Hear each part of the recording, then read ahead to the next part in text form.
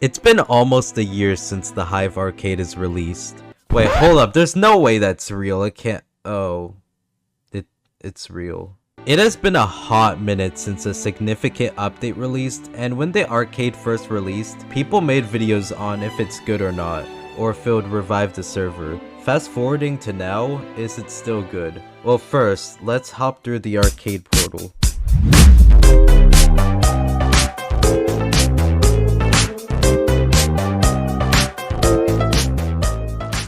So you're greeted with this expansive hub that Steam is a bustling metropolis with a monorail that you and your friends could ride on, NPCs doing their jobs, moving cars, hub mini games are hidden inside these skyscrapers, Mailbot HQ, VIB lounge, and you get the point. I kind of forgot how much work was actually put into the hub. There's like 100 golden mailbots to collect, and this Russian guy was a hero at the time. He made a video showcasing each golden mailbot location like 2 days after the update dropped. There's 16 different parkours you can play, and this was taken inspiration from the Sonic Hub. These parkours are a fun challenge, but if you're trying to speedrun these parkours, you'll have trouble with these moving platforms as they move all the time, even when you're not there. There's 3 hub games: Spleef, which I don't play, Duels, I also don't play. Also, what is UHC? I don't think that's UHC. Nemo Slap is probably the best game, and it feels like a game that belongs in the hub. Spleef, I would just play Block Drop, but I think Spleef as a game is okay. Duel should just straight up be its own minigame. Duels might be too simple for Hive, but with Hive's artwork, I think it actually work out pretty nicely. Speaking of which, all the 3D models are very high quality, and the animations are also pretty smooth. But was the hub worth all this time? I'd say it's worth it, but the main hub needs an update, and it's getting a revamp anyway, so I'm excited for that. But on to the actual games. The Bridge is a controversial game mode. When it first released, a lot of people didn't like it, and as days went by, hotfixes arrived, such as you can no longer build directly under the spawn cage, you die instantly when you fall, the bridge itself got extended down, and the leap was nerfed. With these fixes, does that mean that the bridge is fine today? Well, almost, but it's still pretty unpolished. There's only 3 kits to choose from, and the Golden Apple kit is not worth using compared to the Snowball and Leap kit, which are overpowered. The Snowball kit can send anyone from California straight to Maine, and the Leap kit can literally also fly there, like what the heck. But jokes aside, the bridge could be longer to reduce the leap problem, but I think the leap could be replaced with a leap that's heavily nerfed but works like the block drop vault. Instead of people MJ bridging at the height limit and leaping, you have to now look up and leap, which stops your sprint, and you have to make sure that there's no blocks above you. If you leap past someone, you're out of their range unless they catch up on a block, and if they don't, then you'll be able to hit them when they make it up these stairs. I think this is a brilliant idea to fix the leap problem, and with this, maybe the snowball kit could be reduced to 6 snowballs to make this game more skill based. I also don't like how there's only one map.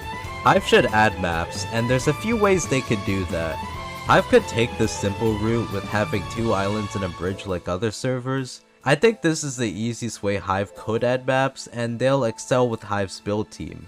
They could also just have 2 islands but inside the stadium. I believe Hive said that they wanted to do this if they were to add maps to the bridge, but the maps would have to feel like it belongs there as it's still in the stadium. They could also do what they do for Block Drop, where you have the playable area and background scenery for each of the maps.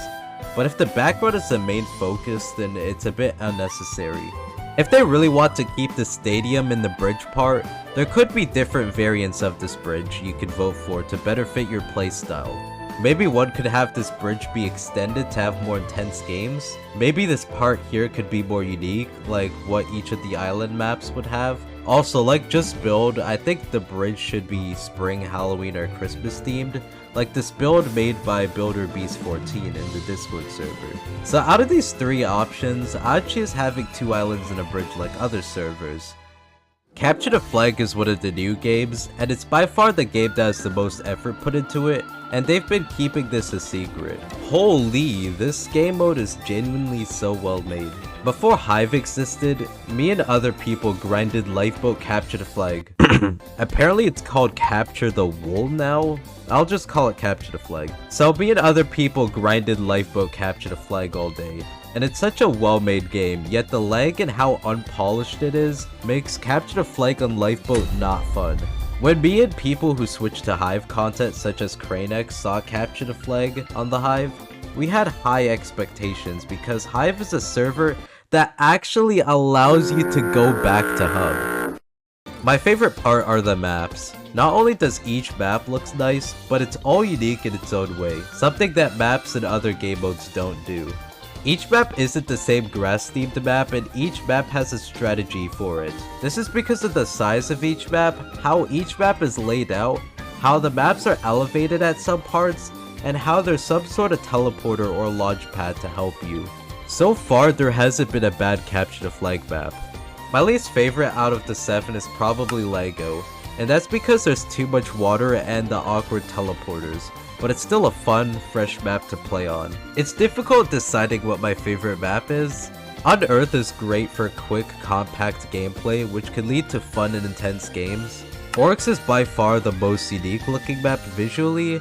It has this black and purple theme to it, and it's a fun map to play on, especially while defending. Campsite was the 4th map added, and although it's pretty simple, it has a great balance of great gameplay while defending and great gameplay going for the flag.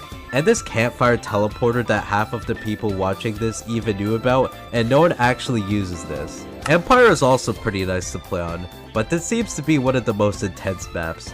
And Altaras. Holy, this map is so fun to play on. They need to have more maps that change in elevation. Like, imagine a Hive Skywars map like this. Arrow does this pretty nicely in Treasure Wars, so I think this can be done. The only thing I don't like about this game is how they butchered playing this game without a party. You seemingly can't communicate with your teammates, and your teammates can also leave midway through, and it's basically a 3v6.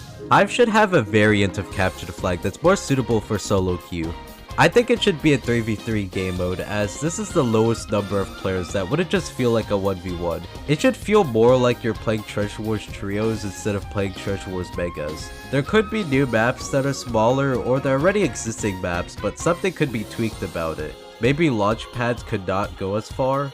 Maybe the teleporters could be a lot closer to each other.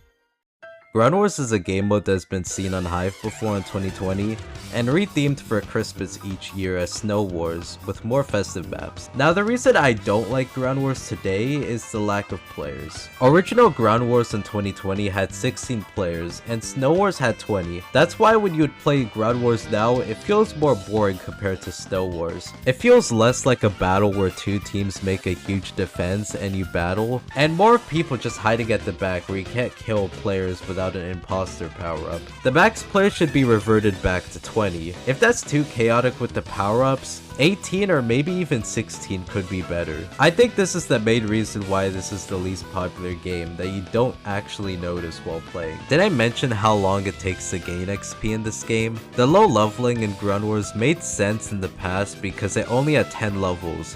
But it feels like when they added 10 more for the arcade, they forgot to tweak it, and now it feels too weird to change it now, so they'll probably change it when they add more levels to this game. But I'll talk about if they'll even add levels to the arcade game. Block Drop is the other game mode that's been seen on Hive before, and with its return, they changed some models visually and added 3 new maps. The 3D models look nice, the new maps are awesome, but Abyss in specific for some reason was quite laggy on my Xbox. But I mean, all maps are laggy on my Xbox. I mean, just look at me playing Skywars Pillars. Yeah, such a small map is that laggy because this game can't handle like more than 20 entities at once. Right now, one thing I do wish for is more levels. This was the quickest game to level up in, but when Block Drop first came out, it was really slow, so I think how fast you gain levels shouldn't change, but they should add more levels at some point. Also, imagine how hard it'll go if you could customize how many layers each map has in custom servers. Like, you could tweak it from 1 to 4 and 5 if the map is specifically flowers, because for some reason that map has 5 layers. That'd actually be so cool. Like, imagine Block Drop, but there's only 1 layer. Like, that would be the ultimate custom server game mode. Survival games is one of Minecraft's most classic games. the catch with this game in specific is it wasn't actually part of the arcade. It was the main game mode, and with it receiving no updates because it's dead, it got moved to the arcade. On the other hand, Capture the Flag got moved over to the main hub, receiving higher player counts than Hide and Seek, but a little lower than Murder Mystery. I won't talk about this game much because I'm not sure if this is an arcade game mode now or not, but this game has really only received one update, and that was 2 years ago. People have suggested some ideas on how to improve the current state of survival games, but Hive feels this game is a bit outdated, so they didn't add some things that they promised, like larger team variants, more maps, and 20 new levels being added soon. As of the time of recording this, Block Party is Hive's most recent game mode. While originally planned to be a part of the arcade's release, it got delayed and came out early this year. This game's really well made. The visuals are really nice, the screens that show the blocks are professional, and I know you won't be seeing this during the game, but while spectating you can see the party lights and they're pretty nice. They even thought about players with color blindness by adding a mode in the game's settings that adds unique patterns to each block, making you differentiate between each color much easier, and making me differentiate cyan and light blue. This game also has 25 levels, meaning you have to play a lot of games to get max level, which is good.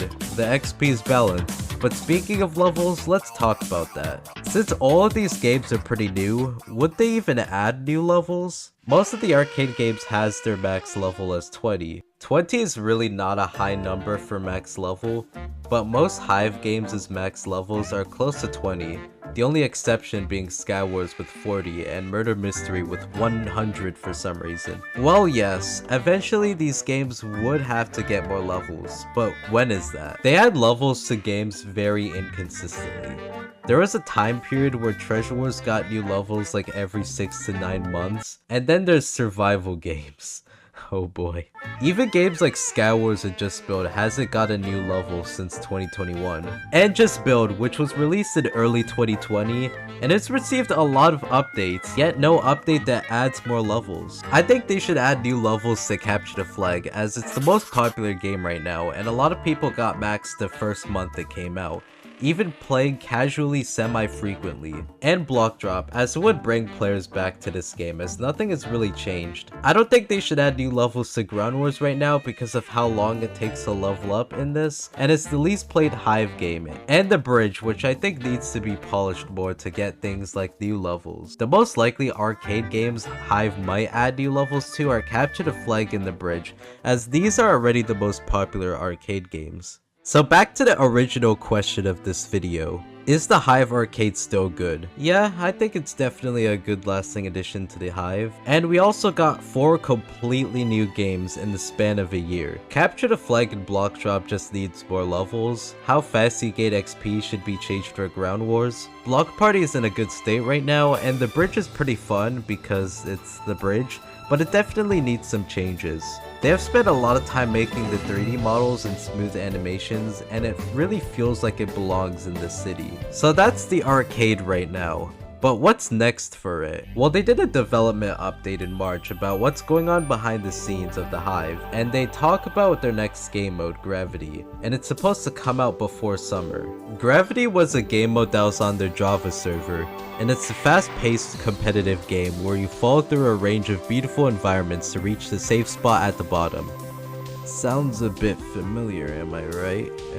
I wasn't excited for this game mode when it got announced, but now thinking about it, surely there's gotta be some sort of twist or gimmick that will make me want to play. I realize how large these maps are going to be, so what if there's power-ups that could help you, or rings that could give you XP? Cause you know, I am just the best dropper player, you know. After Gravity comes out, I think they'll go back and update already existing games like Treasure Wars, Skywars, and the best game mode in the entirety of the server. I present to you, Just Build.